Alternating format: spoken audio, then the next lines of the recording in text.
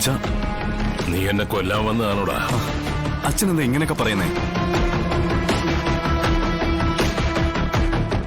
പിന്നെ ഞാൻ എങ്ങനെ പറയണം? എടുത്ത് കുഴിയിലേക്ക് ഇട്ടപ്പോ ഒന്ന് കഴുത്ത് ഞെരിച്ചിട്ടിരുന്നെങ്കിൽ നീ ഉദ്ദേശിച്ചതുപോലെ കാര്യങ്ങളൊക്കെ നടക്കുമായിരുന്നല്ലോടാ. എന്തുപറ്റി? ധൃതി കൂടിപ്പോയോ? അതോ ആരെങ്കിലും കാണുമെന്ന് ഓർത്തുള്ള ഭയം പിടികൂടിയോ? എടുത്ത പണി വെടിപ്പായിട്ട് ചെയ്യണ്ടടാ. എങ്കിപ്പോ ഇങ്ങനെ സങ്കടപ്പെട്ട് വന്ന് നിൽക്കേണ്ടി വരില്ലായിരുന്നല്ലോ. അമ്മേ, അച്ഛനിത് എന്താ അമ്മേ പറയുന്നേ? ഞാൻ അച്ഛനെ അങ്ങനെയൊക്കെ ചെയ്യുന്നു തോന്നുന്നുണ്ടോ? എനിക്കറിയില്ലല്ലോ. എനിക്കപ്പോ ബോധം ഉണ്ടായിരുന്നില്ലല്ലോ. അച്ഛാ, അച്ഛനും ഇതാരോ പറഞ്ഞ് തെറ്റിദ്ധരിപ്പിച്ചിരിക്കുക. മനസ്സിവ, മക്കളെ തന്നോളമായി കാണാൻ ഏതൊരച്ഛനും ആഗ്രഹിക്കും. അത് അഹങ്കാരത്തോടെ തന്റെ മകൻ തന്നോളമായിന്ന് മറ്റുള്ളവർക്ക് മുന്നിൽ പറയാൻ തന്നെയാ. പക്ഷേ മകൻ വളർന്ന അച്ഛന്റെ ജീവൻ എടുക്കാൻ പാകത്തിന് അച്ഛന്റെ ആരാചാരായി മാറിയെന്ന് ഏത് രീതിയിലടാ ഞാൻ പറയേണ്ടത്?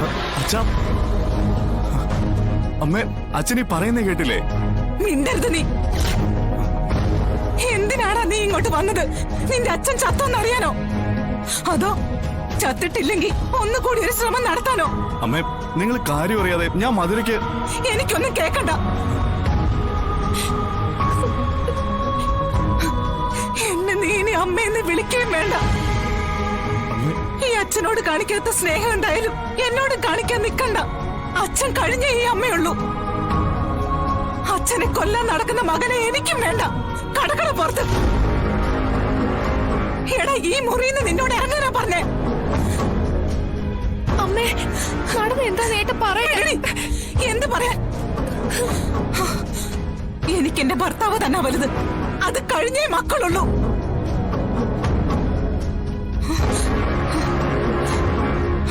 എടാ, എങ്ങനെയാടാ നിന്നെ പോലെ അസുരവിത്ത് എന്റെ വയറ്റിൽ തന്നെ വന്ന് പിറന്നത്? ഇത്രയും ദുഷ്ടത്തരം നീ എങ്ങനെയാടാ മനസ്സിൽ കൊണ്ട് നടക്കുന്നത്?